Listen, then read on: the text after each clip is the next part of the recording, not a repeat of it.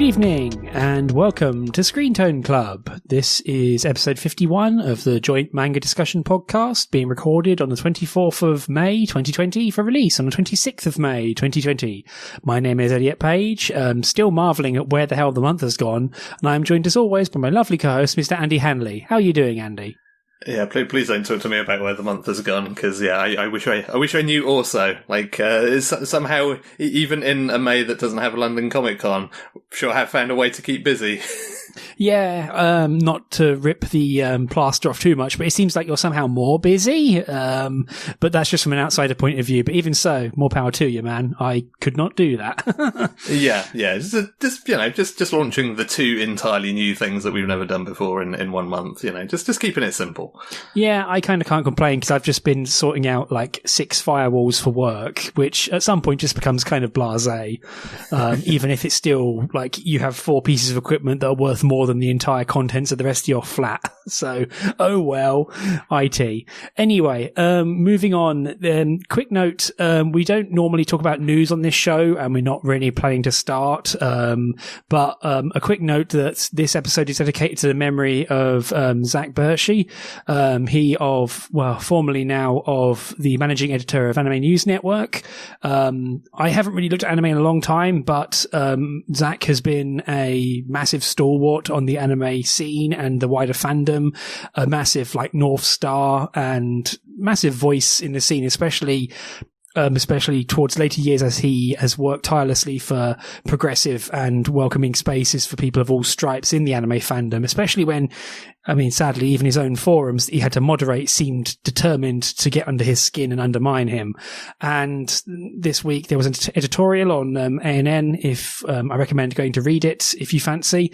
And yeah, our thoughts here at the podcast go out to his friends and family, to everyone who is affected by this. And there's, as unsurprisingly, as always happens when someone major sadly passes, a lot of positive stories are coming out of the woodwork, and you don't know what I know this is very pithy, apologies, you know what I'm like. You don't know what you got until it's gone. I was one of those people who always assumed Zac would be around, basically as a pillar of the anime community, and now sadly has passed. And I'll cut it off here so I don't ramble too much, but as I say, this episode is dedicated to him, and I wish everyone experiencing the aftermath of his passing all the best.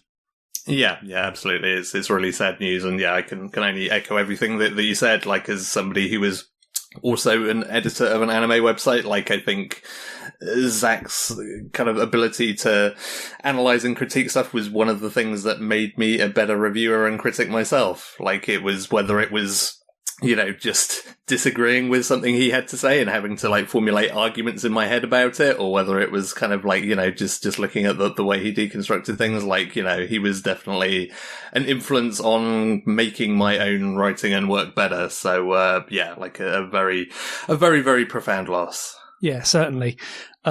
I don't know how to segue away from this, so I'm just going to do so apologies. If you like the work we're doing on this podcast, please consider supporting us on Patreon. I know we mention it quite frequently, but this, first and foremost, quite frankly, it lets us know that our audience is out there, and we greatly appreciate it. Whether you are a patron or not, thank you for listening to this. I know that a lot of people have cut their podcast listening way back because they don't have a commute anymore, what with being locked down and such. But if you want to support the work we're doing, it's greatly appreciated and will go towards helping fund our manga purchasing and all the work we do for this show in the back end. And also, if you on certain tiers, you can vote on what we cover in our episodes. We're putting out 2 bonus episodes a month, one private and one publicly available, because frankly people need more stuff to listen to kind of keep their mind off of what's going on, even if they also don't have time to listen to it. So there's a paradox for you. As always, shout outs to Mr. Rob Jessup, who has both supported us on the $12 silly tier, but also very kindly sent me a PlayStation Move controller, because you can't find damn things for love nor money right now. It came from a box originally used by skullshaver.com. We're not sponsored by them, but he'd crossed it out and written Screentone.club on the side, and so I got a good laugh in front of the postman who thought I was losing my mind. So yeah, thank you, Rob. So on to the actual manga part of this podcast. First and foremost, it's Returning Champions. I've kind of dived into a few things, but personally, I'm going to pull host privilege and say, Andy, you've written here that you'd like to talk about Arte, A-R-T-E, which we covered on a recent episode. What do you have to say about that?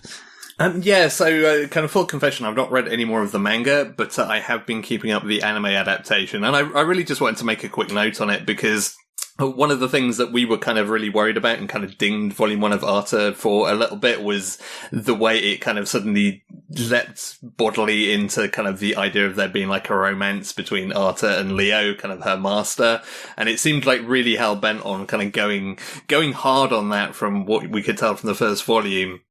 And I wanted to make a note because having watched the anime through and assuming it kind of continues to be sort of a relatively direct adaptation, it totally knocks it off after that point. Like there's not really been any other major mention of it since. So it's actually kind of tempted me to go back and read through some more of it now because it seems like my biggest concern that was kind of really quite off-putting to me maybe was just kind of a bit of a Volume 1 misstep that kind of just got shelved at some point because it certainly seems like it's not a major focus moving forward with the story. So if you were curious about that series and maybe kind of shared our concerns or thoughts about it, I figured that was an interesting little note just to drop in here that maybe it is worth sticking with.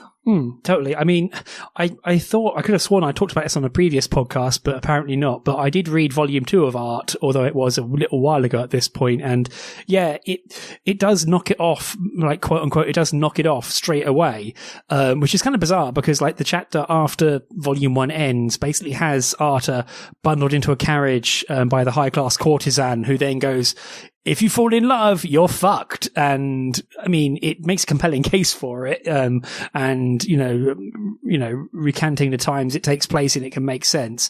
It then kind of continues, much the same, but as I say, it knocks off the romance angle. I still wish there was a bit more like grit and grime in the series, as in like getting down to the actual work, but there's a lot of very good, like, good travails and activity for Arte to get up to, and she makes some friends. But as I say, I just wish there was a, like, again, like we mentioned in the actual Volume 1 review, I wish there was a bit more grit and grime on the actual work being put in. And like the Arte like adventures is fine, but not quite what I'm wanting to get my teeth into. So might be just a mismatch of expectation versus delivery. But as you say, it does knock off the romance subplot pretty much immediately. Yeah, I think that is fair. Like, yeah, that's definitely the other angle where it maybe kind of, you know, does come a bit short. But yeah, I'm definitely kind of a little more curious now that I may carry on with it at some point, time permitting. It certainly keeps up the high standard of the artwork. I'll give it that much for sure. That's cool. So other Returning Champions, I read volumes 2 and 3 of Ex-Enthusiasts, subtitle Motokare Mania. We talked about this on the previous podcast, and the series, so volume 1 ends on a bit of a cliffhanger / truth bomb, which is both easy to see coming, but also a very interesting fly in the ointment. Volumes 2 and 3 continue to be a rollicking kind of hell for everyone involved, really. It's still gripping me, like it's fascinating. It's added tons of strange kinks, and it's kind of expanded almost in a full-time wife escapist style range of bringing in these other relationships that are also like non-standard and confused, and a lot more asymmetry is a play. Makochi, the idiot form of flame, starts to get more of a voice, and he knocks off trying to sell his ex a bloody flat, which is a benefit. And it kind of goes like Volume 3 in particular is a real barn burner where a lot of stuff starts happening. And also you get a lot of cases where characters kind of make these very strange alliances, as, you know, the whole thing about ex-enthusiasts becomes a real thing. Like they make a club out of it almost. And a lot of strange, like, you know, almost like, you know, Predator, there's those pair of hands clasping meme. Like, it's like that happening a few times where it's like two people who kind of hate each other come together and go, I understand. I know what you feel. And it's a bit, but at the same time, they're still kind of enemies. It's weird. And yeah, there's also perhaps in Volume 2, the single most fascinating, like, description of sex and like physical intimacy and different ways of approaching it, which is fascinating. It's really it's funny, but it's also like the single least explicit sex scene I've ever read, while at the same time being extremely revealing. I've never thought before about sex being related to being custard pied, but there you are.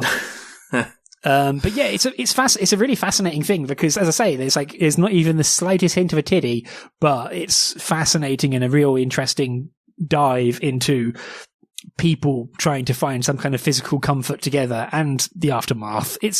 I'm really enjoying it still. It's certainly not everyone's cup of tea, but it kind of pokes me in that exact same, like, different relationship spot that I really love.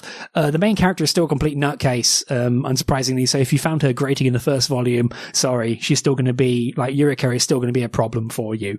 But yeah, I'm greatly enjoying reading it. It continues to have its really fun, vibrant art and sort of bubbly art style, and I'm totally down for it. Cool. Yeah, sounds like it's doing all of the things that you would hope from having read Volume 1. Oh, totally. Yeah, it's doing everything I want it to, which is great if you're me. So there's that. And kind of on the same bent is The Way of the House Husband, Volumes 2 and 3, which continues. Immortal Dragon Tatsu, the former Yakuza turned house husband, continues to be a badass and give everyone the wrong idea by bringing his Yakuza sensibilities to being a house husband. You get to see a lot more of an extended cast in volumes 2 and 3, like more ex-Yakuza people acclimatizing to quote-unquote real life start showing up. And, it does the whole thing where it's like, you think they're weird, but, isn't their life just a different way of living? And also you get to see, kind of see more of Tatsu and Miku's relationship and kind of how they fit together. Mostly because Miku herself is kind of hot garbage at anything houseworky. There's a really funny bit in volume 3 where they try and make a surprise birthday party for Tatsu, and it kind of doesn't go that well. More also good cat activity. Gin, the cat, just continues to show up and be adorable and kind of cool. But yeah, it continues to, like, it's got the joke and it has now more jokes in its quiver and it continues to be good fun. I'm really enjoying it. It's giving me exactly what I want, which is goofy Yakuza comedy thing. Also, it continues to do, the one sub joke that could get very tiresome, and in fact it calls out within the series, is Tatsu picking up packages of small white powder and waving them at people. And it's like, dude, knock it off. Like, even everyone around him is like, yes, you're doing that again. You're acting like it's cocaine. And, it's still funny, especially now that the cast are like, ugh, about it as well. Yeah. It sounds good that it's managed to kind of find some more quivers to its bow, as you say, because it's always my concern with any kind of manga comedy that has a very kind of specific focus is, like, the first volume's great, but is there a point where it just, like, runs it into the ground quickly and then it has nothing more to do? But this sounds like a series that's managed to find sufficient interesting things to do with its premise that it manages to kind of keep changing things up and keep entertaining. Yeah, totally. Also it helps that, like, the cast who recur have now kind of, like, figured out what Tatsu's whole deal is, and they're just making new and interesting, like, twists on that formula.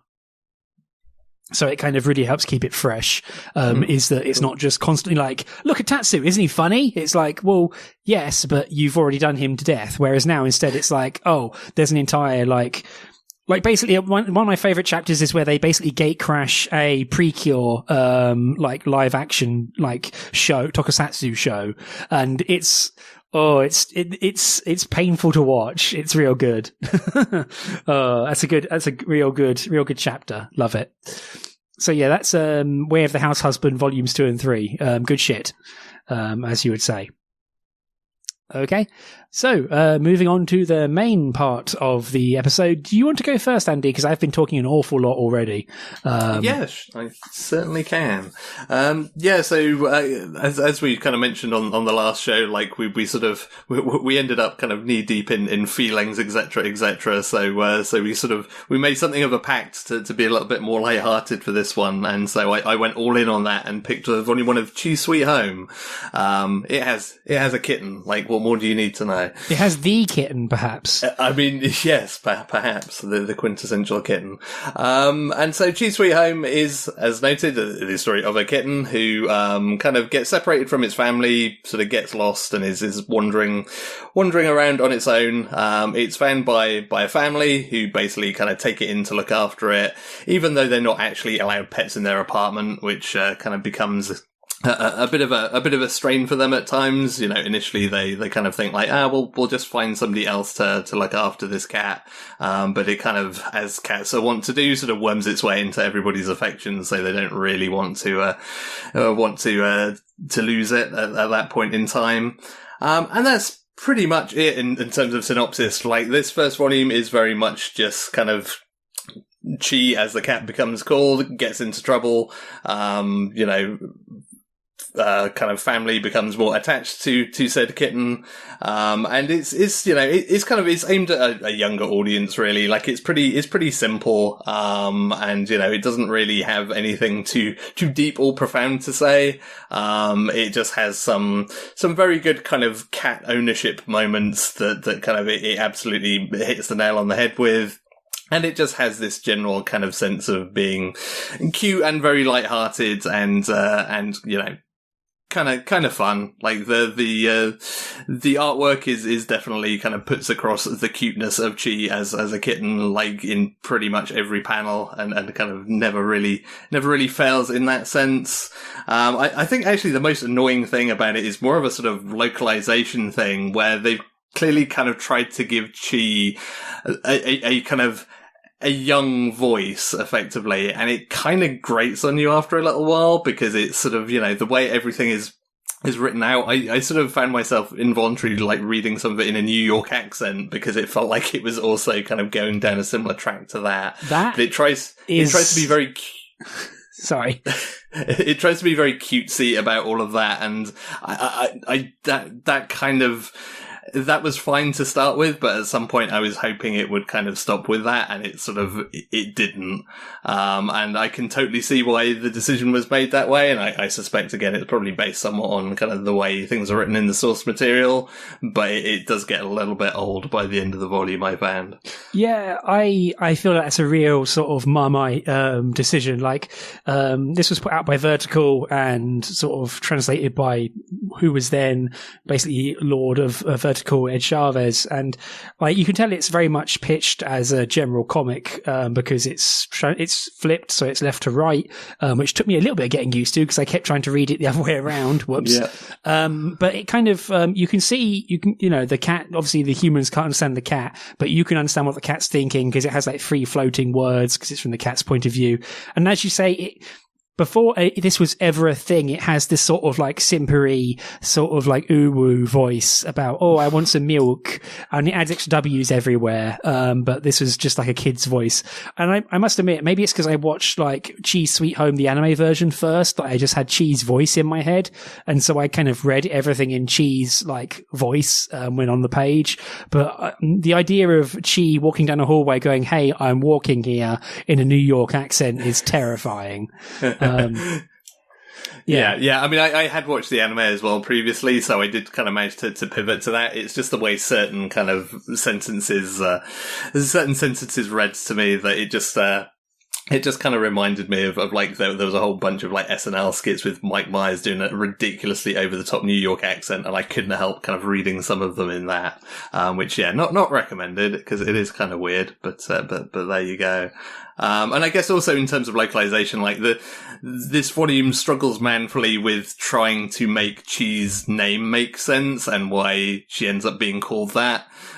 Because, it is a bit of Japanese wordplay on P, and it just like the book is very determined that it kind of wants to try and put that across, but understands that it's a really difficult thing to do, especially given its kind of more mainstream audience, and it struggles manfully with that. And I'm not sure I guess it puts it across, but it has to do it in a kind of clunky way that feels a little bit weird to read as well. Yeah, it feels like Yohei, the little boy of the family, is having to do a lot of the heavy lifting, which also also kind of makes it strange because like you've got Chi talking in this kiddie language. Meanwhile, Yohei has like less of a vocabulary, but is talking basically normally, except not in complete full sentences because like kid's 3 or something.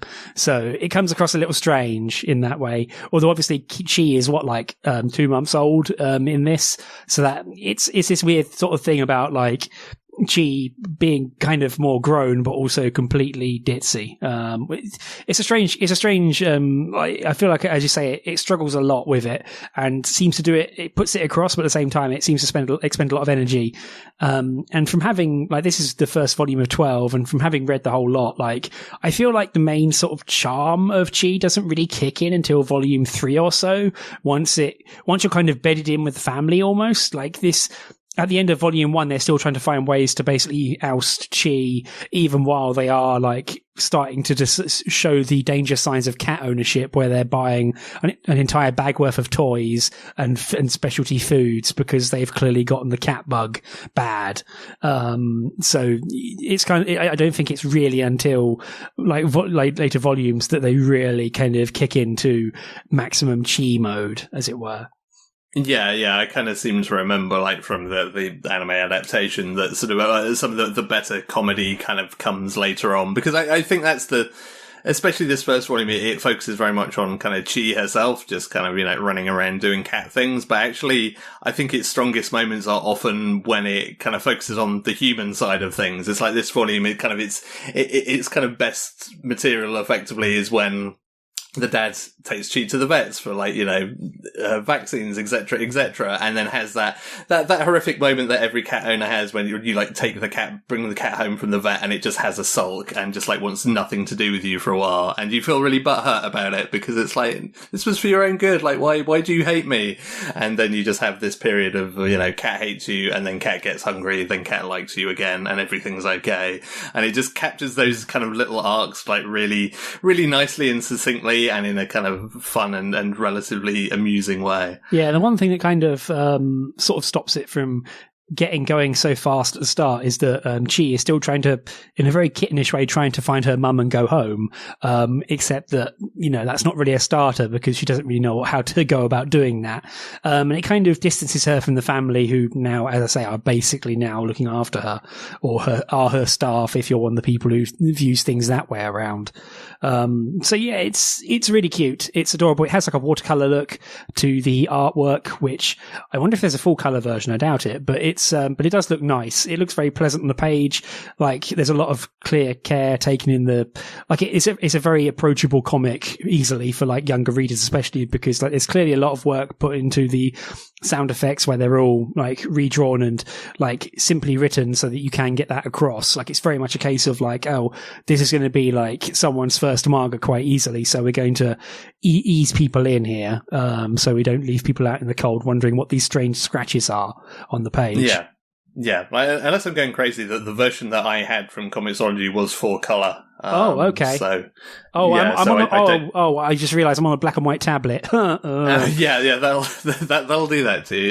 So I think this is in 4-color, which it looks really nice. It does exactly what it intends to, and it is suitably cute. It is, yeah. As I say, the main cuteness doesn't really come in until, especially once you start getting Chi's, like the big black cat turns up. Big black cat is very important, and also once Chi moves like house, and they can finally have the cat out and about without the owner trying to kick them out.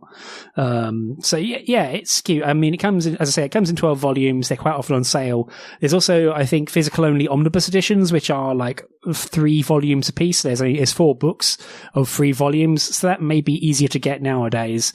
But, given that this like sold gangbusters for Vertical, and I believe still continues to do so, it's rarely out of print. But yeah, it's a cute series. It's not going to like blow your mind, but it is, and it's also not going to like tear you apart or like give you the massive feelings, but it is just like reassuringly softly cute, really, I'd say. Yeah, like even its moments of kind of peril or distress are pretty kind of brief and low key. Like, I mean, sort of Kitten being lost from its family is like, oh no, this is kind of heart wrenching, but it is for like all of about like 2 panels, and then it's just like, oh no, these people like me instead. This is fine. And yeah, like even though there's the underlying like, I need to get back to my mom, but it's very much offset by but this is pretty cool as well. So everything's good. Yeah, it also has the like travails of trying to get a cat to pee in the right place, which, as I say, is where Chi's name comes from. But more importantly, I was just more like, yeah, that's what it's like. Bloody things peeing in your boots. Bloody cats. So yeah, I feel like I'd be very lucky in that regard. That is one thing. It's one thing like reading this volume that made me feel very fortunate. Like, I've never actually had this issue. Like, all the cats I've had, it's either been really, really easygoing, or they've kind of been of an age where they've already been trained in this stuff, and I've not had to worry about it. So yeah, I felt very fortunate on that one. Yeah, I've never really had a trainer cat to do it, but it's more the fact that once they get nervous, or when you've adopted them, they're like, "Who the hell are these people?" And then they just want nothing to do with anyone, so they just hide behind something forever. So yeah. Little gits. But yeah, that's unless you want anything else to mention about it, Andy? No, that is me. But no, it is suitably warm and fuzzy. But yeah, it's a good old ride. Thank you for the save on the full colour. I completely forgot about that. So whoops. This is also, as a quick note, the series itself is by Konami Kanata, who has also made other cat manga, including Fuku Fuku Kitten Tales, which I haven't yet read. And there's also Chi's Sweet Adventure, which I guess is the author went back to Chi and said, well, I can make more stories about this. So yeah, cat stories are good. I'm still sad, actually, on a complete tangent. I'm still sad that Puyo Puyo Observation Diary is not available after J-Manga translated 2 volumes of it on that service, which is now long since passed.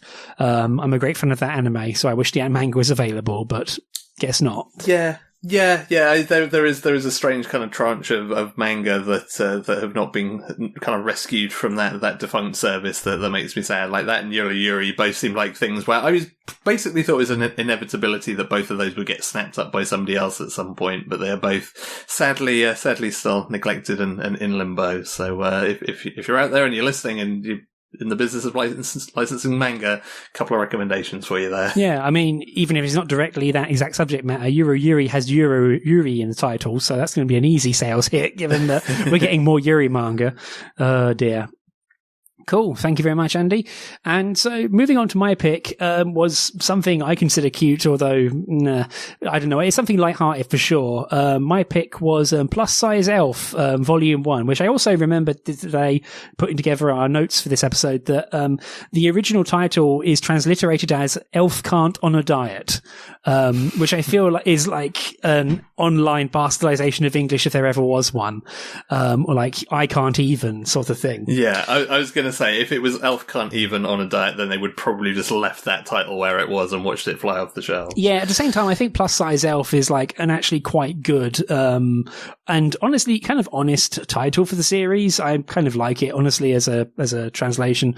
But this is by Sindosh. I hope I'm pronouncing it correctly. It's published by Seven Seas, because of course it involves demi-humans in some form. It's currently incomplete. There are 4 volumes out in English, and there are 6 volumes in Japan. It's currently ongoing. You can buy it physically or digitally. I bought my copies digitally. And Plus Size Elf kind of is what you'd expect. To introduce you to Noe? No, how do I pronounce that? Sorry. Oh God. That is a very good question. I'm gonna say Noe. Yeah, it's Naoe. So now? I don't know, whatever.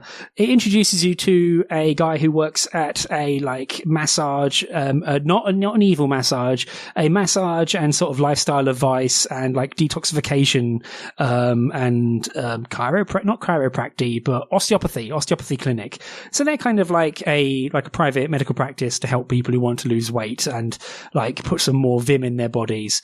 And he is, after lusting after his manager, he is visited by Elfuda-san, who has a big old beanie and is covered up with really well. And it then transpires that she's been kind of picking out on French fries and wants to lose some weight, especially some belly flab.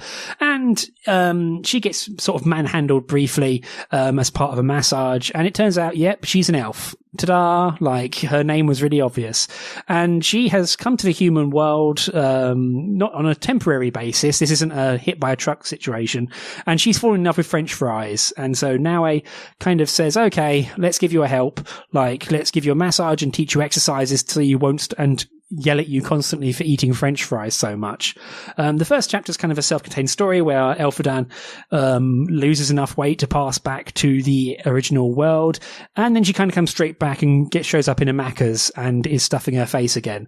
And so it kind of continues from there, where it's kind of turned into a monster of the week pseudo, where every chapter so far in this first volume be introduced to a new sort of pseudo-mythical creature from the other world who has come over to the human world to take part in its like more mundane delights. You know, you've got an ogre who likes drinking and hanging out in the sauna. You've got a dark elf who works in a convenience store for reasons of her own, and they all have different dissatisfactions with their body, and so Naue kind of helps them out with, like, you know, various massaging and assistance and sort of dietary advice, most of which is ignored, and also like exercise ideas. It doesn't quite go full how heavy are the dumbbells you can lift, but it does have some interesting diagrams and useful sort of suggestions for like low impact, especially exercises, which as someone who has been putting on the weight in lockdown is very helpful.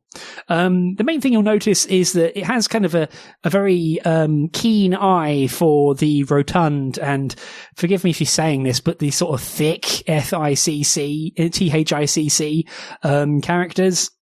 It might not surprise you to learn that Sindosh has previously been a hentai artist, and this is kind of his thing, or their thing even, don't even know their gender, but this was their thing. And it's one of these amazing series where they've managed to like take their thing, basically their fetish, and their kink even, and make it more palatable and provide it with enough of a story that it can totally get past people and be published. Much like Dragon Maid, quite frankly, who is now publishing many different works, and a lot of it's actually available now. And Sindosh kind of follows the same pattern of enjoying some of the more rounded parts of the female physique. And like, it's not fully, it sometimes gets the order operations a bit confused, where it says the horny part loud and the chaste part quiet, to abuse a phrase. But by and all, it generally manages to keep things on the more humorous side and the more sort of like jokey side. The third chapter is perhaps where you'll come to hate it or love it, where you have like a wisecracking, like Kansai Ben mermaid who has never even been to Osaka. So that whole thing kind of sounds real dumb. And it's kind of fun as a result. Like, it has a lot of really, like, the translators and the localizers had massive amounts of fun translating all the puns, and lots of, like, funny wordplay. And there's a lot of really funny sound effects of, like, just weird jiggling and, like, flab noises. And the whole thing, like, if you can get over the slightly strange, like, leery eye of the whole thing, it never comes out as being full pornographic, but it's certainly, like, someone who enjoys the female form and some of its curves. So it's good fun. Like, for me, it kind of, like, towards the end of the volume is when it starts to get more of a cast and they play off each other, and mostly just getting screaming matches that it starts to really kind of come into its own. I've kind of rambled on about it enough and tried to cover for it enough already, but Andy, I'll let you get a word in edgeways. What did you think of this?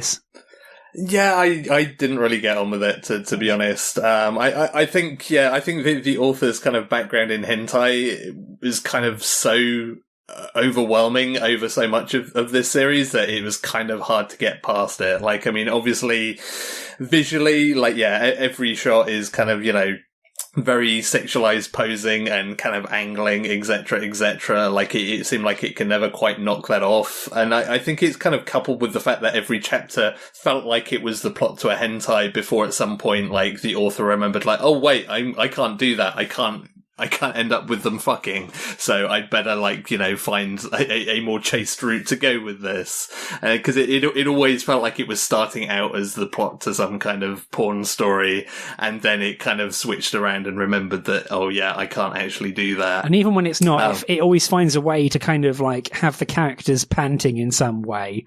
Yeah. I mean, I'm not going to excuse it. I think it's more just the fact that I've been so inured to it at this point that it kind of just, like, it slaps me in the face and I go, and they move on. Like, I don't know, maybe I'm just so used to it. But yeah, it definitely does have a lot of the cases of, oh, what a convenient pose for you to end up in and your clothes to blow off of you at the exact moment, and also in the exact way that would be attractive to the author. So yeah, and I think I feel like this is also a series that doesn't really put its best foot forward as well, because like by far the least interesting character is Elfunda, because she is literally a walking single joke of like, and it kind of bugged me that like, especially given that I'd sort of heard quite a lot about this series being like, oh no, like it's not just a bunch of fat jokes, but like Elfunda is just the typical kind of fat person stereotype of like, oh, well, if you just knocked off eating fast food, you'd be fine. Like, because she's absolutely fine. She just can't stop stuffing her face with fries. And it's just like, it felt like a really lazy stereotype to go down for that character. Like, they could have been more interesting angles that they could have gone with to make that something more interesting. And that is at least one thing that kind of subsequent chapters did a lot better. Like, all of the other characters, with whatever kind of, you know, issues that they're having or whatever their kind of concerns are, like they were all far more interesting and far less of a kind of like, well, this is just your fault. Like, you know, you're just this way because you're, you know, you're lazy and have no self-control, which was kind of like a really sort of bad foot to get off on for the series, I felt. Yeah, it doesn't really help also that like, Elfunda kind of continues to yo-yo constantly, and then after the first like chapter, she then just keeps remaining in her sort of like fried out form almost.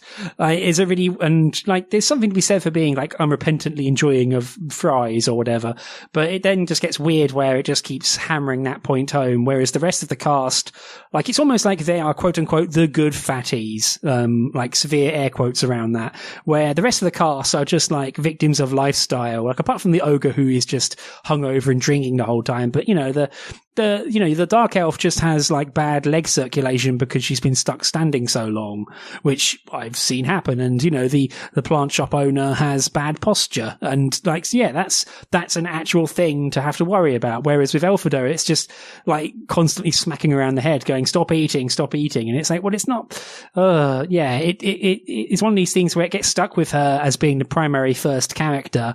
And then the rest of the stories and characters are more, you know, empathetic, whereas you've still got like the butt of jokes fat elf, quote unquote, and like it does lead to some funny jokes, but at the same time it still all comes down to the fact that, oh, you got a bit of tub on you.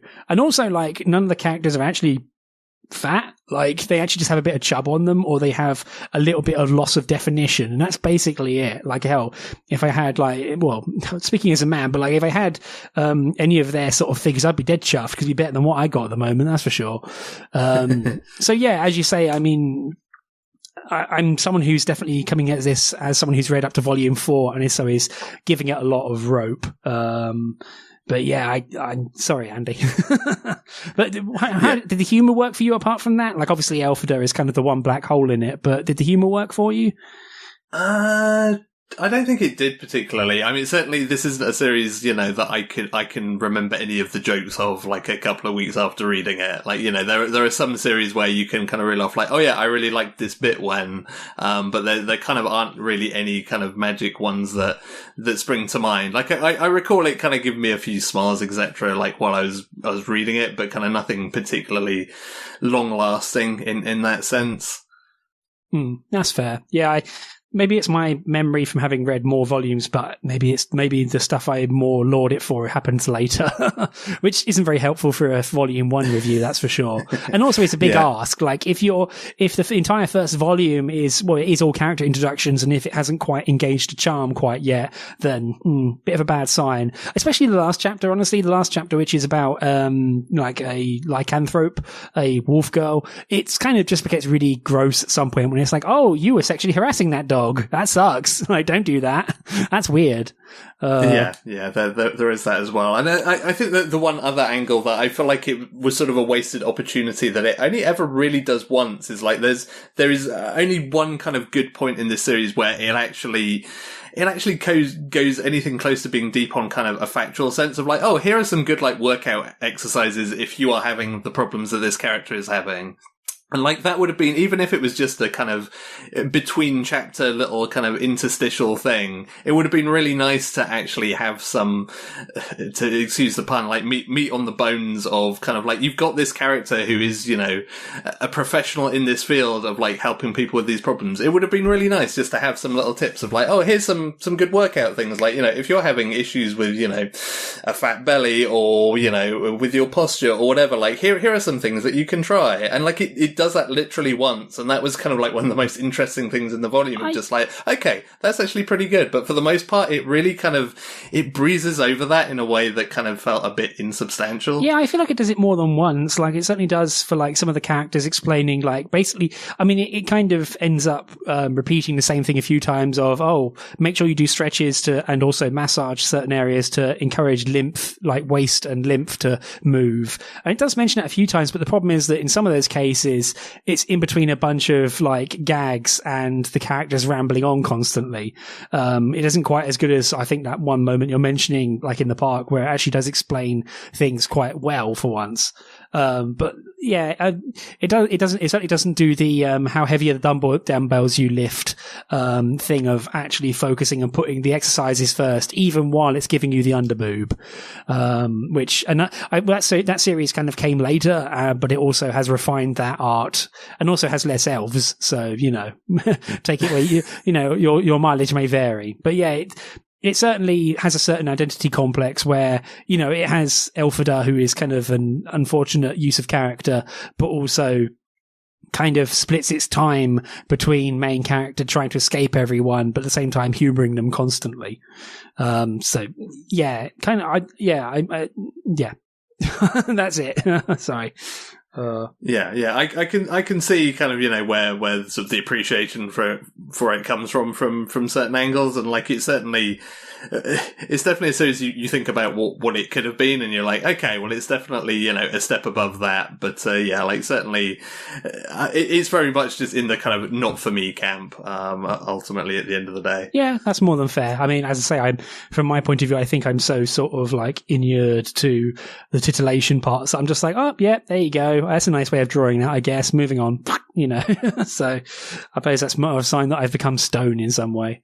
But yeah, there's also one thing to note about it is that it's a bit on the slimmer side of the volumes we read. I think it comes in about 160 pages. Like it has that kind of shrink going on, and also like some of the last pages are also just like weirdo, like side story extra bits, which feel like little sort of offcuts, which are nice. But at the same time, it's like, oh, this was a quick read. There wasn't much there. So yeah. So yeah, that's Plus Size Elf Volume 1. So, moving on to the end of the show, what are we going to be talking about next time? I don't know about you, Andy, but it looks like we've kept on the light and breezy track for our picks for next episode. So, my pick is Volume 1 of a series I think I rambled about a great deal when I read it initially, and then it got put into the file of I should get Andy to read this. So, my pick is Granny Girl Hinata-chan, Volume 1, available digitally. And how about you, Andy? Yeah, so again, kind of keeping with the series that have been airing before in an anime adapted form before current circumstances overtook them. This was the anime adaptation of this series I was really curious about and enjoyed for about 5 minutes, and then I realized it's from the creators of Pop Team Epic, and it quickly turned into a Dadaist nightmare. I thought it was. I was wondering because the screenshots were so varied. I thought, is there Pop Team Epic blood in this? Like, I almost hope so. So yeah. So although that turned me off completely, I was at least kind of curious about the source material, and so my pick is that My Roomie is a Dino, Volume 1. Okay, cool. Also, I think known as Gallon Dino, for the anime. Yes, yeah, the anime, this is one of those kind of like lack of brand synergy, quote unquote, where yeah, the anime has a different title of Gallon Dino. Yeah. Gallon Dino sounds like another person with a thick New York accent. Oh dear. So, thank you very much for listening. This has been your episode of Screentone Club. Stay safe out there. If you do like the podcast, tell a friend, tweet about it, that good stuff. That sort of word of mouth is still the best way for podcasts to spread. If ratings and reviews are greatly appreciated. Thank you everyone who's done that already. You can follow us on Twitter at Screentone Club. You can also email us at show@screentone.club. My name is, as mentioned before, is Elliot Page. You can find me on Twitter at Elliot Page. And Andy, how about you? Yeah, you can find me on Twitter at Hannah's1979, and as an unusual little plug for one of the things that I talked about at the top of this podcast that has been keeping me up at night. Next weekend, my employer Anime Limited is running a virtual convention, which you can find on the 30th and 31st of May at www.cloudmatsuri.com. Lots of cool guests and stuff, so check that out if you're bored of a weekend. Yeah, certainly worth a look. As a packed schedule there. And also, if you're like me and have Cloud to Butt installed on your browser because you're a chuckling idiot, make sure you don't accidentally go to buttmatsuri.com, because I already bought it. Sorry. Anyway, so thank you very much for listening and good night. Bye, everyone.